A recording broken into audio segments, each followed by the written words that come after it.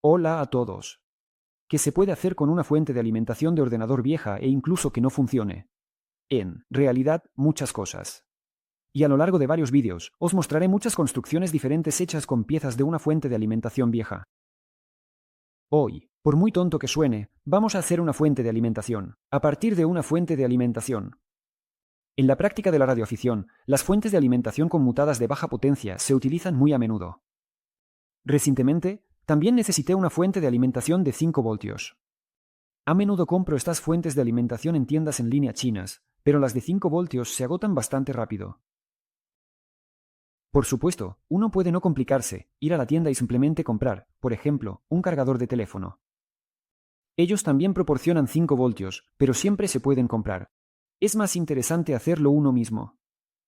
Al fin y al cabo, cada proyecto hecho a mano es una experiencia invaluable para tu colección, que no se puede comprar con dinero. Y si no quieres complicarte, en AliExpress puedes comprar fuentes de alimentación retiradas de equipos antiguos. El propio bloque de alimentación está diseñado para funcionar las 24 horas bajo carga. Los cargadores baratos para teléfonos no funcionarán mucho tiempo en ese modo. Las caras tampoco son garantía. Y un proyecto casero se puede hacer con inteligencia y sin escatimar en nada, ya que se hace para uno mismo, no para vender. Luego, excavaciones en el garaje, durante las cuales se encontraron dos fuentes de alimentación no operativas, de 400 vatios de FSP. Estas fuentes de alimentación son bastante antiguas, pero están bien ensambladas. El modo de espera de estas fuentes está basado en un solo chip FSDM311. Se puede encontrar documentación técnica para este chip. Primero, dibujé parcialmente el esquema de la fuente de alimentación, pero resultó ser en vano. En la red hay esquemas completos de estas fuentes de alimentación. Lo único que me quedaba era compararlos con el esquema que había hecho, dibujar todo lo que faltaba, y al final obtuve este esquema. ¿Qué se puede decir sobre esta fuente de alimentación? Es de un solo ciclo y proporciona una buena estabilización del voltaje de salida gracias al uso de una fuente de referencia de voltaje de alta precisión TL431. Es precisamente este microcircuito, o más bien el divisor resistivo en su circuito, el que determina el voltaje de salida. La fuente de alimentación está equipada con protección contra cortocircuitos y un arranque suave. Es decir, para que lo entiendas, es una fuente de alimentación bastante buena con todas las características avanzadas. Ya que tenemos el esquema, solo queda de soldar los componentes necesarios de la fuente de alimentación del ordenador y asegurarse de comprobar su funcionamiento. Los componentes, todos excepto el microcircuito, se pueden comprobar con un probador de transistores o un multímetro. Por cierto, la fuente de voltaje de referencia TL431 no se encuentra cerca del modo de espera, como los demás componentes, sino en la placa de control del bloque, junto al controlador PWM. Luego, era necesario desarrollar una placa de circuito impreso. La hice especialmente bastante grande, ya que algunos componentes de la fuente de alimentación bajo carga se calentarán de todos modos. Para que no calienten los componentes adyacentes, decidí hacer la placa más grande. Donde voy a utilizar esta fuente, las dimensiones no son especialmente críticas. La corriente de salida de la fuente de alimentación puede llegar hasta 2A. De todos modos, al final comprobaremos todo esto. La potencia es de aproximadamente 10 vatios, pero volvamos al circuito integrado FSDM 311. Del dates se puede ver que, en teoría, se pueden construir fuentes de alimentación con una potencia de hasta 13 vatios basadas en este circuito integrado. Y todo lo necesario para el funcionamiento del circuito integrado ya está incluido en ella. Incluye tanto el circuito de frecuencia, como el transistor de potencia y todo lo demás. El circuito integrado funciona a una frecuencia fija de 67 kHz. Internamente, tiene una etapa de salida basada en un transistor de efecto de campo y un sensor de corriente, sobre el cual se basa la protección. Es decir, no necesitamos construir un sistema de protección adicional. Todo esto está en el propio circuito integrado. Solo necesitamos construir el sistema de retroalimentación o estabilización, proporcionar alimentación al circuito integrado, y básicamente, eso es todo. El propio esquema consta de una parte de entrada con un rectificador y un electrolito de suavizado, un transformador de potencia, un circuito integrado PWM, que también es la llave de potencia, una parte de salida con un rectificador, condensadores de suavizado y un inductor. Y finalmente, el sistema de retroalimentación. Aquí es estándar, Optron PC817 y una fuente de referencia de voltaje TL431. Dos resistencias que establecen el voltaje de salida. En nuestro caso, es alrededor de 5 voltios. Es un esquema de un solo ciclo, un simple retorno. Lo bueno es que tampoco es necesario enrollar el transformador. Se ha tomado listo del mismo bloque de alimentación. Solo queda soldar todos los componentes y comprobar el funcionamiento del bloque de alimentación. El esquema tiene un circuito de autoalimentación. Después de que la fuente se inicie, la alimentación para el circuito integrado, el PWM, es formado por el devanado indicado. Luego, esta alimentación se rectifica y se envía al circuito integrado. En el circuito del propio circuito integrado hay un diodo Zener para la alimentación, un par de resistencias de alto valor que son necesarias para iniciar el circuito integrado en el momento inicial, y un circuito Snaber para proteger el circuito integrado de los picos de la red. Los devanados del transformador. Los diodos Zener originales.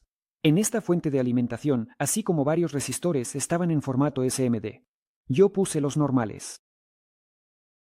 Como ya mencioné, todos los componentes necesarios están en la propia fuente de alimentación del ordenador, excepto la parte de entrada, ya que el circuito de espera se alimenta del rectificador principal de la fuente de alimentación del ordenador. Se puede desoldar también esta parte, pero los electrolitos de gran capacidad ocuparán mucho espacio, y en principio no tiene sentido usarlos.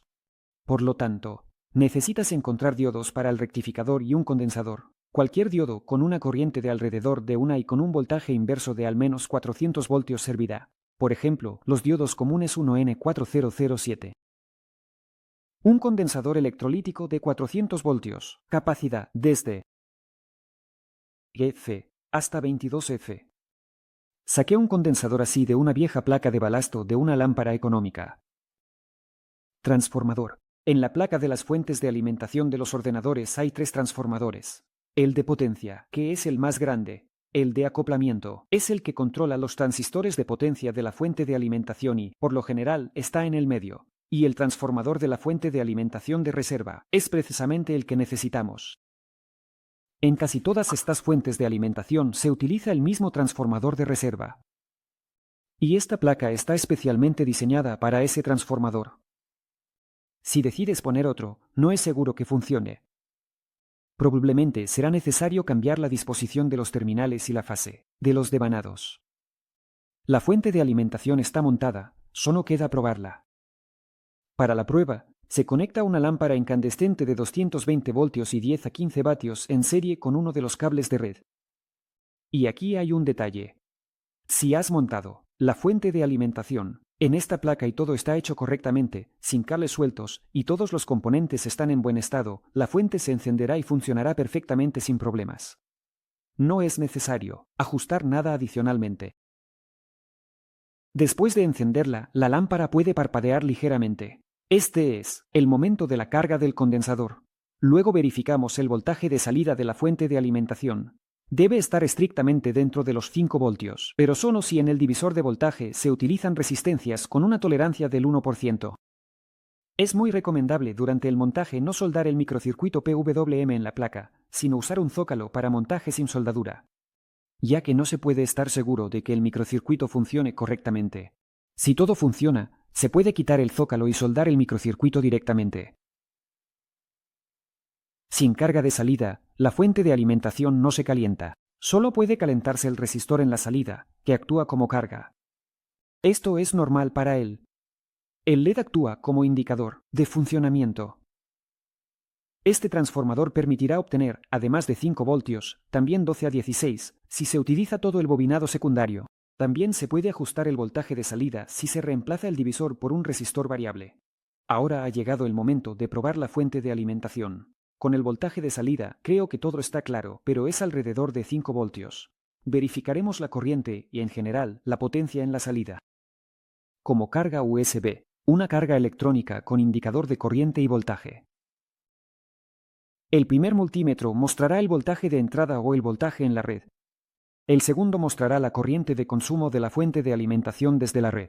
Conociendo las características de entrada y salida, podemos entender cuál es la eficiencia de la fuente de alimentación. Cargamos la fuente de alimentación con una corriente de 2A de inmediato. Como vemos, el voltaje de salida es de aproximadamente V, es decir, ha caído ligeramente, pero eso no es nada.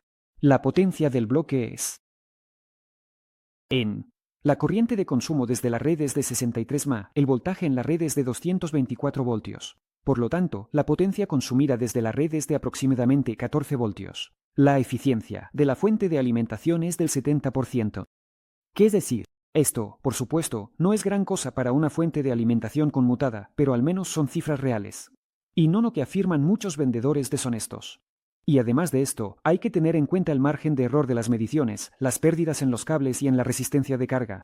En mi caso, tiene una resistencia menor y se pierde alrededor de W en él. Un detalle menor, pero aún así. Ahora probemos la protección contra cortocircuitos. Cortocircuitamos la salida de la fuente de alimentación. Y, como vemos, no pasó nada. El bloque no explotó, la protección funciona. Al eliminar el cortocircuito, el funcionamiento de la fuente de alimentación se reanuda. ¿Valió la pena el esfuerzo? En mi caso, sí. No gasté ni un céntimo en esta fuente de alimentación. En general, se puede montar una fuente de alimentación de reserva en una placa separada prácticamente de cualquier fuente de alimentación de ordenador y usarla para tus necesidades. Por supuesto, es más fácil comprar la fuente de alimentación necesaria y no complicarse. Eso lo entiendo perfectamente. Y yo mismo, por lo general, compro esas fuentes de alimentación, pero a veces vale la pena mover las manos y el cerebro. A valores máximos de corriente, el bloque funciona sin problemas. Pero, naturalmente, no se puede evitar el calentamiento. Se calentará el transformador, el circuito integrado, el PWM, el rectificador de salida y el inductor. Pero en el bloque donde se instalará esta fuente no se necesitan grandes corrientes. Allí estará cargado con corrientes, como máximo. Encontrarás todos los enlaces necesarios, incluyendo el enlace al archivo del proyecto con la placa de circuito impreso, en la descripción. No olvides valorar este vídeo y suscribirte a mi Instagram. Si tienes preguntas relacionadas con la electrónica, hazlas en nuestro grupo oficial. Bueno, con esto me despido. Como siempre, ha sido Casiana K. Y hasta la próxima. Adiós.